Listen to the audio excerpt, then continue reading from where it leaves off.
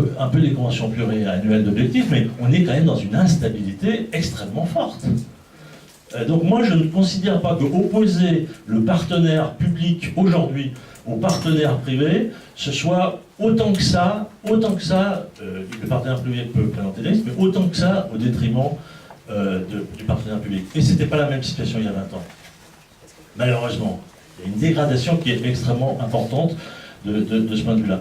Et donc, je trouve que dans la façon d'équilibrer les choses, il faut aussi réinterroger la puissance publique sur sa façon de travailler, sur sa façon de s'engager. Parce qu'un titre à impact social aujourd'hui, certes, il y a des contraintes, mais vous avez des gens qui vont vous dire, je vous mets de l'argent sur la table pendant 5 ans, et vous allez travailler pendant 5 ans sur un sujet.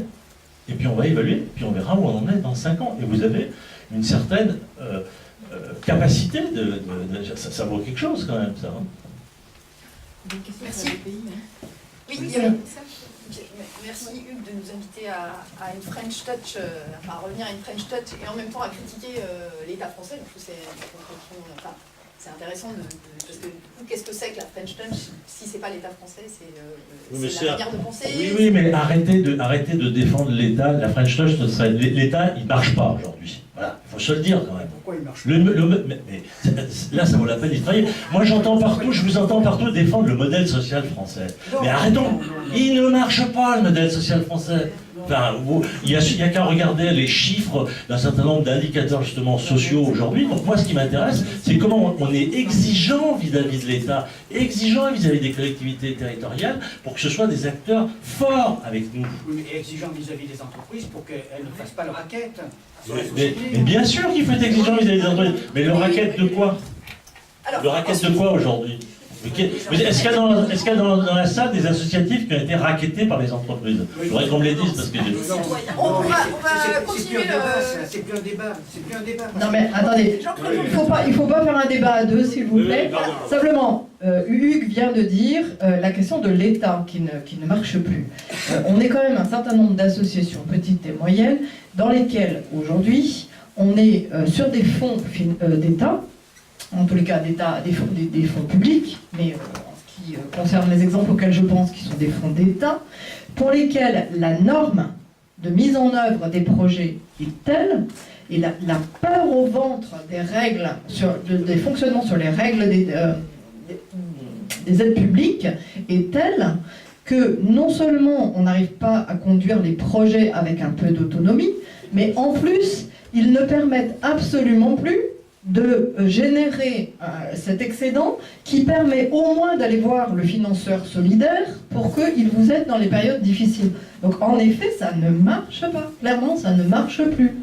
Non seulement on n'a pas d'autonomie pour conduire le projet, mais en plus on ne peut pas se financer pour le conduire et avoir les bonnes conditions du financement pour le conduire. Donc, en effet, je pense qu'il faut qu'on n'oppose pas le modèle vertueux au modèle qui ne serait pas vertueux. Il faut absolument qu'on élargisse le débat. On repart sur la méconnaissance des acteurs par les agents de la BPI.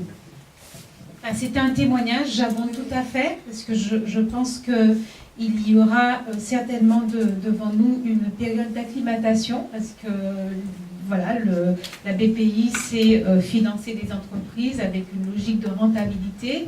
Et donc aujourd'hui, il faudra effectivement cette période d'acclimatation. Ça, c'est... Voilà, je ne peux pas en dire plus, mais le tuilage sera beaucoup plus long en fait pour que ce soit opérationnel. Franchement, sur 2015, je pense qu'il y a encore beaucoup de choses à faire. En termes de manière générale, sur l'acclimatation, l'acculturation, la communication, je pense qu'il y a de vrais efforts à faire parce que le programme d'investissement d'avenir existe depuis 2010. J'ai encore hier ou avant-hier des associations ou des structures qui appellent, ne sachant pas que le programme existait. Nous finançons du développement et de la création d'innovation sociale. On a eu très peu de projets d'innovation sociale. Et c'était là où on voulait prendre le risque. On en a eu très peu. Donc je pense qu'il y a un vrai souci en termes de communication. On a eu donc le mécanisme de cofinancement. Aujourd'hui, nous lançons notre 3e appel à projet. On a eu des appels à projets sur la mobilité. 0 projet sur la mobilité. Parce qu'effectivement, les structures n'ont pas les moyens n'ont pas les moyens de monter le projet. Donc c'est vrai, il y a un problème d'accompagnement dans l'ingénierie du projet. On a eu l'insertion, on a eu une thématique sur l'insertion, très peu de projets. Très peu de projets. On a pourtant rencontré les têtes de réseau. Donc voilà, il y a, on pense effectivement deux mondes. Il y a le monde des entités, les associations, les coopératives, et puis il y a aussi tous les outils de financement, donc les partenaires, et il y a des passerelles à mettre en place. On a créé un annuaire des 45 partenaires qui travaillent avec nous aujourd'hui. Hier encore, je disais à Mobilise, qui est en fait le fonds social de Renault, nous disions qu'il fallait pouvoir communiquer parce que l'association qui cherche des ressources ne sait pas qu'elle a une palette de financeurs potentiels. Et elle ne sait même pas qu'il lui est loisible de choisir parce qu'il y a des conditions d'intervention différentes, etc. Un problème de communication, et puis voilà, ça c'est vraiment je pense, communication et acclimatation, connaissance. Je pense que là, il y a des choses à faire pour que le monde associatif bénéficie en fait des possibilités qui sont devant lui. Merci Myriam. Sophie et Charles-Benoît, vous souhaitiez réagir tous les deux? Je réagis sur le problème de la financiarisation. Et la finance, c'est nous, hein, finalement. C'est notre argent à tous. Donc, reprenons le pouvoir sur notre argent. La finance solidaire, c'est vrai que c'est que 0,15% du patrimoine financier des Français. Mais quelle progression depuis une dizaine d'années. C'est absolument fondamental que chacun de nous se sente concerné par ce que l'on fait de son argent. Je crois que on voit bien le développement de la consommation bio, de la consommation responsable. On ne s'est pas encore posé la question de la consommation de notre argent. Enfin, assez peu. Et finalement, c'est quand même les mêmes process. On veut une planète qui sera vivable pour les générations futures, donc on va consommer bio, on va essayer d'être équitable. Il faut évidemment se poser les mêmes questions avec l'utilisation de son argent. Donc chacun de nous a une part de responsabilité, je crois, à prendre. On fêtait les 20 ans de Finansol lundi dernier et on faisait notamment intervenir des administrateurs de ce qu'on appelle les investisseurs institutionnels. C'est les zinzins, là, je parlais de Gaulle, c'est-à-dire les caisses de retraite, par exemple, les assureurs. L'argent qu'ils gèrent, c'est notre argent à nous. Donc, il y avait notamment un administrateur qui disait « mais aidez-nous à faire en sorte que les fonctionnaires, la voix des fonctionnaires puisse être entendue dans les politiques de placement, les politiques d'investissement qui sont sélectionnées par ces caisses de retraite de la fonction publique. » Chacun après est face à ça. J'ajouterais, pardonnez-moi, je serais peut-être un tout petit peu provocatrice, mais moi ce message-là, je le porte assez régulièrement pour les associations. Posez-vous la question de vos propres placements. Franchement, c'est une question qui, tout à l'heure, très gentiment, n'a fait allusion qu'aux fondations. Je pense qu'on peut pousser jusqu'aux associations. Parce que nous, dès qu'on rentre sur ce sujet-là, les gestionnaires, ils nous disent moi, j'ai un capital à placer, il faut que ça rapporte. Par ailleurs, deuxième élément sur la financiarisation, la finance solidaire existe depuis 30 ans. Un des acteurs historiques, c'est vraiment Habitat Humanisme, qui dès le départ s'est dit comment je vais faire pour travailler avec les banques pour que cette épargne soit investie dans mon projet. Je pense que l'indépendance d'Habitat et Humanisme est sans conteste et qu'en fait, ça lui donne encore plus d'indépendance parce qu'il y a une diversification des ressources qui est absolument fondamentale. Vous disiez, madame, que finalement, vous étiez un petit peu pieds et poings liés et dans une réelle angoisse face au financement public. Je crois que le fait qu'il y ait cette grande palette de financement donne une certaine autonomie et la possibilité aussi d'innover, qu'on voit bien chez certains acteurs qui sont les principaux bénéficiaires de l'épargne solidaire. voilà, ça me semble vraiment important, du coup, de retourner la question de la finance aussi, en se disant, qu'est-ce que ça peut m'apporter ? Merci pour cet appel à de la finance bio et de la finance bio aussi pour les acteurs associatifs. Et puis un appel aussi à choisir son interdépendance, en fait, finalement, qui procure de l'indépendance. Charles Benoît, une petite réaction courte, puisqu'ensuite on passera la parole à la salle. Eh bien, j'étais très heureux de pouvoir intervenir. Merci Charles Benoît, vous avez qu'est-ce qui... Non, juste une réaction. On est dans une profonde mutation. Ça n'a échappé à personne. Et pour passer une étape de mutation, il faut de la confiance et de l'espoir. Si on n'a pas ça, notre objectif à tous, je pense que c'est faire société. Et si c'est faire société, qui est habilité à dire qui est inclus, qui est exclu, et qui peut choisir? Dans le secteur associatif, il y a une démarche qui a été très remarquable et remarquée sur sa réflexion sur les relations association-entreprise. C'est Secours Populaire qui l'a mené. Ils ont réfléchi pendant 3 ans sur le sujet. On arrivait à la conclusion, et vraiment, leur démarche elle est remarquable. Ils ont inclus tout le monde, les bénéficiaires, tout le monde. Et ils sont arrivés à la conclusion, après 3 ans de travail acharné, qui sommes-nous pour dire qui est dedans, qui est dehors?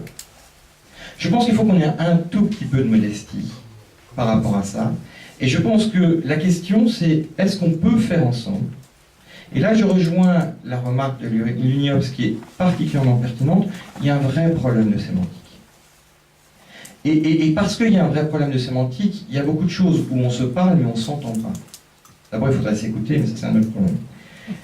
Et la seule chose qui peut permettre de passer ça, c'est de ne pas se poser la question du comment, mais du quoi. Quels sont les besoins aujourd'hui? Et il y a un constat, quand on regarde ça, qui est évident, qui est totalement évident. Et c'est une des ruptures fondamentales de notre société aujourd'hui. C'est que depuis 70 ans, on se pose la question de comment on partage la richesse. Aujourd'hui, la question n'est plus celle-là, c'est comment on la crée. Et la vraie question, elle est là, et personne n'a la réponse. Personne. Ni la puissance publique, ni les citoyens, ni les entreprises. Il faudra bien réévaluer notre capacité à inventer ensemble le monde qui permettra de recréer le modèle qui nous permet de pouvoir justement gérer et pouvoir être dans une dynamique avec les plus fragiles d'entre nous, au niveau des hommes et des territoires, dans une vraie logique de solidarité. Mais quand mes enfants vont à un anniversaire, s'il n'y a pas de gâteau d'anniversaire, la question, c'est pas de se poser la question de la taille de la part du gâteau. Et je pense qu'on est en train de se tromper de débat encore trop souvent aujourd'hui. Et que la seule solution pour inventer, c'est pas de palabrer, c'est d'essayer. C'est essayer. Et moi, je suis un praticien, je suis vraiment un praticien de terrain, les pieds sur terre, les mains dans la glaise, et j'essaye d'avoir quand même la tête dans le ciel pour pouvoir rêver un peu. Et c'est cet équilibre entre les 3 choses qui est importante. Et ce que je vois, c'est qu'aujourd'hui, sur notre territoire, les associations et les entreprises sont en train de travailler ensemble pour trouver des solutions avec les collectivités territoriales, en incluant le monde académique, en se questionnant avec les acteurs financiers du territoire pour se poser la question. Alors j'invite notre vision très parisienne à aller en territoire, et là j'espère que la prochaine session sera là, parce qu'au lieu d'avoir le désespoir parisien habituel, peut-être aurions-nous un peu l'espoir dont nous manquons tant, mais dont les territoires sont tellement porteurs. Merci. Il y a des territoires dans la salle, donc peut-être qu'ils ont des choses à répondre à ces questions. On a des mouvements associatifs régionaux qui sont représentés. Est-ce que certains territoires veulent s'exprimer ou alors des secteurs, des associations? Que demain. Bonjour, alors moi je représente un mouvement associatif régional, parce qu'effectivement je travaille pour le mouvement associatif de Picardie. Pour autant, ma réaction est plus personnelle, puisqu'en fait on est dans un souhait aussi de s'approprier ce sujet, et c'est dans cette optique que je suis là. en Picardie. On a aussi l'Institut Gaudin chez nous qui travaille là-dessus. Et du coup, on est aussi en réflexion pour porter le débat que nous avons ici à Paris, pour voir comment on peut le porter en Picardie. Donc, mon intervention est plus une lecture personnelle des choses que, je tiens à le dire. Moi, je suis quand même très... alors, j'ai une lecture sans doute peut-être un peu subjective des choses, mais qui ne l'a pas.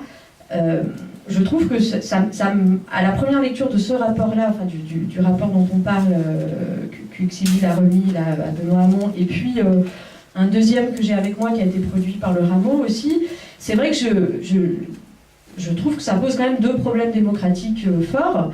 Le premier, c'est la question de l'initiative citoyenne, puisqu'on nous parle d'industrialisation des processus, et ça va quand même fortement à l'encontre de la culture associative, qui est plutôt, me semble-t-il, l'idée est plutôt de voir comment on crée les conditions pour que les acteurs d'un territoire inventent des solutions qui sont propres à chaque territoire. J'ai un peu du mal à imaginer, moi, que quelque chose qui va être pensé au fin fond de la Picardie puisse se dupliquer de façon industrielle sur l'ensemble du territoire français, mais peut-être que je me trompe et j'ai peut-être un changement de culture à faire de mon côté aussi. Pour autant, cette question de l'initiative citoyenne, elle me semble devoir être posée.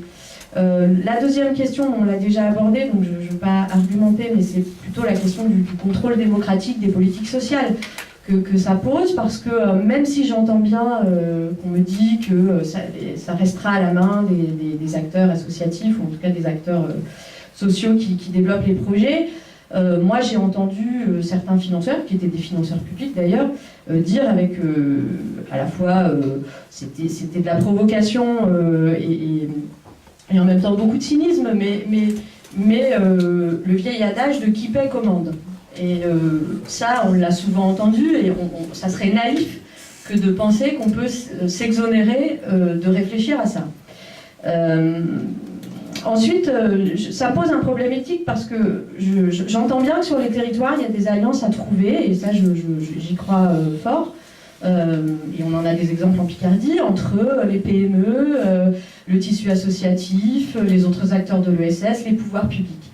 Mais je pense profondément que trouver des alliances avec les PME, là, on est relié à des choses concrètes. D'abord, on est relié à de la production économique, on a de l'économie qui est reliée à de la production, de biens, de services. On n'est pas dans quelque chose d'ultra financiarisé. Et on est dans le concret de notre lien au territoire, on travaille pour les mêmes populations, on a des croisements. Je pense que c'est tout à fait différent d'aller chercher des multinationales qui vont arriver avec quand même un autre regard sur les choses, de mon point de vue. Et je pense à cette militante de l'environnement qui nous disait il y a 10 ans, on n'aurait jamais imaginé aller faire financer des projets par Total. Voilà. Et aujourd'hui, en fait, on est en train de nous dire que une partie des gens qui ont causé des problèmes environnementaux sont aussi la solution. C'est-à-dire que je trouve qu'il y a une espèce de pirouette là, intellectuelle, que j'ai du mal à comprendre. Et pour la question de prendre en charge les publics les plus fragiles, comment on va réparer les fragilités, etc. C'est-à-dire que j'ai l'impression que parfois on va aller demander aux mêmes entreprises qui, chez moi en Picardie, par le biais de la délocalisation, etc., créent effectivement du chômage et de la pauvreté, on va aller leur demander de l'argent pour réparer cette pauvreté. Donc là aussi, il y a quelque chose d'un peu absurde de mon point de vue. Et je suis désolée d'être un peu longue. Je voulais juste finir parce que ça m'a... Alors peut-être que je l'ai très mal lu, mais ça m'a fortement interpellée. J'ai trouvé dans le rapport du Rameau qui se pose effectivement des questions éthiques aussi. Et on nous dit, voilà, lorsqu'on est dans un modèle d'investissement, je fais que lire, hein, lorsqu'on est dans un modèle d'investissement et non plus de dons, il y a une vente de services ou de biens aux pauvres. Or, les populations les plus pauvres sont sujettes à ce qu'on appelle la poverty penalty, la double peine de la pauvreté, du fait de leurs conditions de vie extrêmement précaires. Les pauvres paient plus cher un bien ou un service que les populations moins défavorisées. Il existe donc une question éthique à vendre plus cher un produit ou un service aux pauvres qu'à une population moins défavorisée. Ce problème éthique peut être résolu si on s'attaque à la poverty penalty en vendant des produits qui se substituent à des produits plus chers et de moins bonne qualité auxquels ont habituellement accès les populations pauvres. Voilà, je voulais juste... Un petit peu plus rapide si vous voulez bien. Je vais essayer d'être plus rapide. Bonjour, Christian Tessiot, directeur du Carrefour des associations parisiennes. Donc ville de Paris, malheureusement c'est pas la région, je suis désolé, j'espère que derrière c'est une région. Enfin c'est une grande région quand même. Plusieurs questions évidemment sur la notion de l'acculturation et en particulier de la sémantique, etc. Je reviendrai là-dessus. On a fait une conférence dernièrement où on évoquait les investissements à impact social, les différentes possibilités de financement pour les associations. Évidemment, toutes les associations sont en attente non seulement de nouveaux dispositifs de financement, mais aussi d'une pédagogie pour aller vers ces financements. Je crois qu'il y a un vrai travail pédagogique à faire pour les associations. Et là, ce qui m'intéresse aussi, c'est les petites et moyennes associations, et pas nécessairement les grosses, qui, elles, éventuellement, ont des moyens d'avoir accès à des outils pédagogiques plus importants. Et donc, lors de cette soirée, évidemment, est venue sur le terrain la notion de la banque éthique, c'est-à-dire que tout ce qui a été évoqué tout à l'heure en disant l'évasion fiscale, etc. Comment je vais aller faire de l'investissement à impact social avec une banque qui va m'offrir des solutions, alors que cette même banque n'est pas loyale, et etc., etc. Donc, les acteurs associatifs, en particulier les petits et moyens, c'est-à-dire ceux qui viennent essentiellement chez moi, sont très sensibles à ça. Donc là, il y a un vrai travail de pédagogie, il y a un vrai travail de proposition de solutions. Peut-être que Madame, concernant la Caisse des dépôts, les appels à projets, c'est vrai qu'il y a peut-être un manque de visibilité de vos appels à projets, et donc là, le problème de communication, c'est aussi un problème de pédagogie. Hop, je perds un peu d'énergie, semble-t-il, dans la batterie, là, non? C'est parce que vous en avez un peu trop. C'est parce que... D'accord. Vous partez d'un capital trop élevé, donc il faut rééquilibrer. Et donc, oui, je disais, là aussi, il y a aussi un modèle pédagogique à avoir, parce que les appels à projets de la Caisse des dépôts, même si moi j'en relais quelques-uns, je ne les vois pas tous, et j'ai la chance de les voir, parce que j'ai une amie de la Caisse des dépôts qui est sur Facebook, et donc elle me les fait passer, mais ça n'arrive pas directement de la Caisse des dépôts. Donc vous voyez, là aussi, il y a un travail de pédagogie et de communication. Ma question fondamentale, c'est ces investissements à impact sociaux. Est-ce qu'une nouvelle fois, ils ne vont pas bénéficier essentiellement à des associations employeurs qui ont déjà des dispositifs importants et que les petites et moyennes associations sont exclues de ce dispositif? Évidemment, le chiffre qui a été évoqué tout à l'heure concernant le programme de la Caisse des dépôts, on disait qu'il y avait plus d'associations, enfin il y avait, j'ai plus exactement les chiffres, 50-50, on était... 60, voilà. 60 pour... et on évoquait derrière que 80% de l'ESS c'était des associations, mais dans ces 80%, il n'y a que 17% d'associations employeuses, et c'est sans doute ces 17% d'associations employeuses qui vont bénéficier aussi de l'appel à projet. Et on voit que de toute façon, que ce soit au niveau national, de par les études de Tchernobyl ou les études qu'on vient de terminer à la ville de Paris avec l'Observatoire de la ville parisienne, ce sont essentiellement les associations employeuses qui vont vers les appels à projets. Et donc, c'est QFD, j'ai envie de dire, là aussi un gros travail de pédagogie à faire par nous tous, mais évidemment par aussi les banques, les différents dispositifs d'investissement. Je terminerai juste sur une question à Monsieur Sibyl. Dans la solution que vous évoquiez de votre banque, mais j'ai peut-être mal compris, hein, dans la solution que vous évoquiez de votre banque, il y avait une deuxième condition qui était que l'investissement, enfin la solution d'investissement à impact social soit complémentaire à une subvention. J'ai compris ça? Et s'il n'y a pas de subvention, c'est-à-dire que s'il n'y a pas de subvention, on ne peut pas accéder à cet investissement à impact social. Voilà, j'aimerais comprendre, parce que voilà, on est aussi dans des systèmes où là, quand je vois aujourd'hui que l'accès à les subventions va commencer à être vu sous le filtre aussi de la capacité des associations à aller chercher des financements à l'extérieur, en particulier sur le crowdfunding. Moi, quand je vois, j'entends des discussions dans ma propre maison de personnes qui disent « Ah, mais comme ils ont réussi une collecte de fonds, ils ont moins besoin de subventions l'année prochaine. » Là, je dis « Alors, attendez, c'est en quoi on subventionne la performance? Est-ce que demain, on ne risque pas aussi de tomber dans ce travers, c'est-à-dire de subventionner ou de moins subventionner la performance à l'investissement à impact social?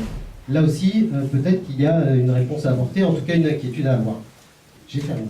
Merci. Ayez bonne mémoire, hein, parce que si les autres sont aussi longs... On prend des notes, hein, Brigitte, on note. Désolée, moi non plus, je ne suis pas d'un territoire, en tout cas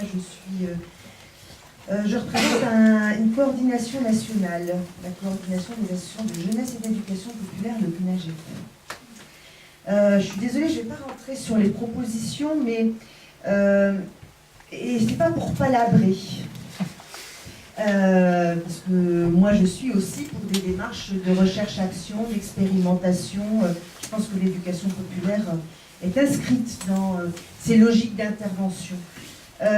Mais c'est juste se dire que nous sommes encore en pleine crise. Alors on l'appelle comme on veut, mais bon, on est quand même secoué fortement depuis de nombreuses années, et encore plus fortement depuis les années 2008-2009. On n'en est pas sorti.